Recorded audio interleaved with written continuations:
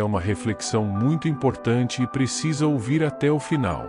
Você já parou para pensar que hoje você está vivendo coisas que ontem você não acreditava se seria possível? Quem disse que seria fácil? Jesus nunca disse que seria fácil, mas ele nos deu uma promessa. Pode ser leve, porque eu vou trocar de fardo com você. Eu já troquei de lugar com você na cruz, então o que você merecia, você recebeu, eu já recebi. E o que eu merecia de meu Pai eu dei a você. Mas isso não significa que vai ser fácil, irmão. Se perdermos tudo, mas não perdermos a fé, não perdemos nada. Porque a fé é a chave que move o sobrenatural. A fé é o que faz alguém que não tem nada aos olhos dos homens viver como alguém que já recebeu tudo aos olhos de Deus. Eu não me movo mais para o que vejo, mas me movo para o que acredito.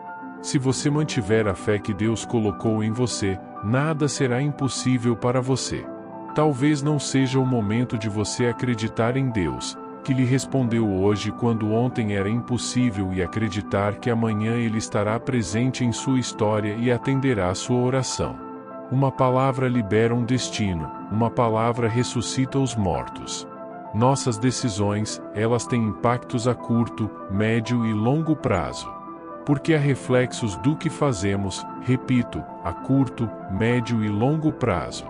Coisas simples, você sabe. Coisas que às vezes parecem simples demais, mas que são importantes e que definem nossa história. A principal razão pela qual as pessoas não conseguem o que querem é que elas não sabem o que querem. Se você parar para pensar em nossa vida, só a apreciamos quando o que estava em nossas mãos vai embora. E em nossas mãos não tinha valor, mas quando sai, percebemos o valor que tinha, mas que nunca falamos quando estava em nossas mãos. Não olhamos com olhos sensíveis para o que temos pelo que somos. Precisamos de dor. Precisamos da perda para verbalizar coisas que nossos sentimentos às vezes escondem de nós. Porque você murmurou em vez de declarar o que queria ver. A fé não é para vermos o que está acontecendo, é para declararmos o que vai acontecer. Então, em vez de murmurarmos, entenda isso em nome de Jesus. Comece a declarar pela fé as realidades ao seu redor e elas serão transformadas. O que poderia ter sido um ponto de estresse na minha casa se tornou um pilar de sustentação na minha casa. Por quê? Porque não é sobre o que me cerca, mas como eu vejo o que me cerca. É por isso que eu quero te convidar, em nome de Jesus, a entender: a razão pela qual não vivemos muitas coisas é que não sabemos para onde queremos ir. Às vezes você já está em um lugar onde um dia sonhou que esse lugar atrairia plenitude para você. E agora você está ansioso por um novo futuro. Então, quando o futuro chega, você já está ansioso por um novo futuro. Sabe uma das coisas que mais vi na minha geração? Quando o que antes era futuro se torna presente, ele está nos encontrando ausentes. Porque já estamos sonhando com um novo futuro desejado. É doloroso dizer isso, mas você já parou para pensar que tem gente que só vai entender a preciosidade da vida quando a de alguém muito próximo for colhida? Não sei se você já teve a experiência de ir a um velório, mas ir a um velório é educativo. Você sai do velório muito mais amoroso. Você sai do velório muito mais sensível, muito mais grato. Você agradece ao ar que respira quando descobre que a pessoa no caixão faltou ar para viver. Você valoriza o coração que bate no seu peito. Você valoriza a esposa que tem. E às vezes só dá valor quando perde. Às vezes você verbaliza palavras fora do tempo. Vá a um velório onde alguém que perdeu o pai e que nunca disse que o amava para você ver a dor que é. Ele abraça o caixão, ele grita: "Eu te amo." Mas essa palavra não fez mais efeito porque aqueles que precisavam ouvir não ouvem mais. Porque há coisas que só são válidas enquanto há. Fora do tempo não vale mais a pena. Seu posicionamento define seus limites. Você sabe, isso está conectado à sua fé, isso está conectado à sua família, isso está conectado ao seu chamado. Seu posicionamento define seus limites. Existem milagres que você está esperando que aconteçam, mas você não deu os primeiros passos de fé para que aconteçam. Houve uma pausa que você está esperando que se manifeste, mas você não deu os primeiros passos de fé para que aconteça. Há momentos, irmãos, em que clamamos para que Deus envie a chuva, mas ainda nem preparamos a terra. E Deus está dizendo: ei, se eu enviar a chuva do jeito que os campos estão, vou destruir suas plantações, não vou abençoá-lo com isso.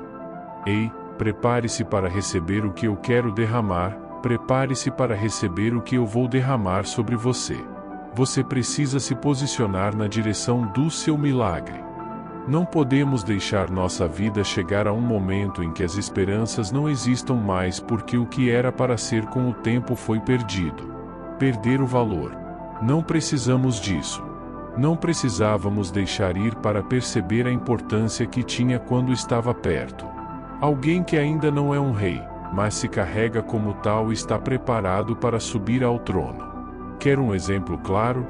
Desum de Davi. Davi era improvável, Davi era desconhecido, Davi até mesmo para seu pai e irmãos era invisível.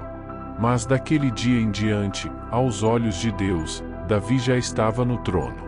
Mas apenas aos olhos dos homens, como levou um período entre a unção de Davi e Davi assumiu o reinado, os homens olharam para o trono e viram Saul. Aos olhos de Deus o trono estava vazio, porque o rei legítimo ainda não havia se sentado lá. Há tronos que você está olhando e eles parecem estar ocupados aos meus olhos, eles já foram esvaziados. Não se mova para o que o homem vê. Eu não vejo como o homem vê. Talvez você esteja olhando para uma situação e ela parece intransponível. Jesus está olhando para frente, já derrotado. Ele está dizendo: ei, você está preocupado com esta crise? Eu sei o seu futuro.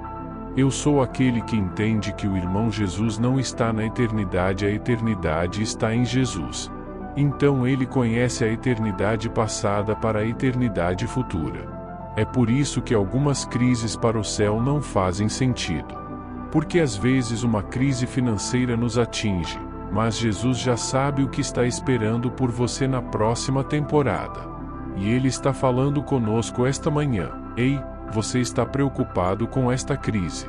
Filho, eu desenhei sua história, eu sei para onde você está indo, não se preocupe. Pare de reclamar sobre o que você não se moveu para viver. Reclame sobre o resultado das escolhas que você não fez. Para você viver a vida que você quer, você precisa abrir mão da vida que você leva.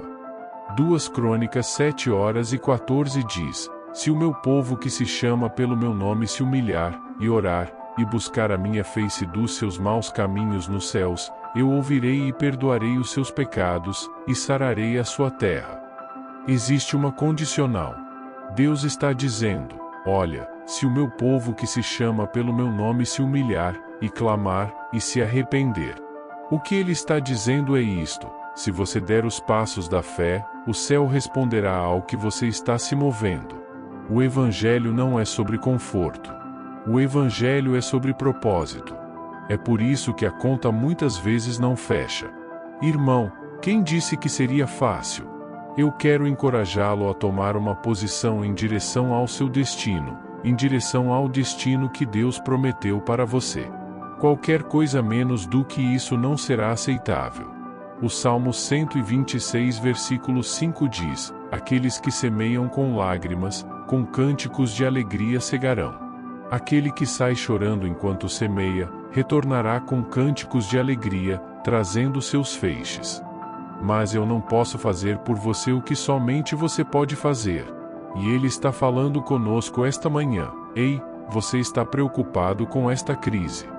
Filho, eu desenhei sua história. Eu sei para onde você está indo, não se preocupe, pois eu estarei sempre ao seu lado.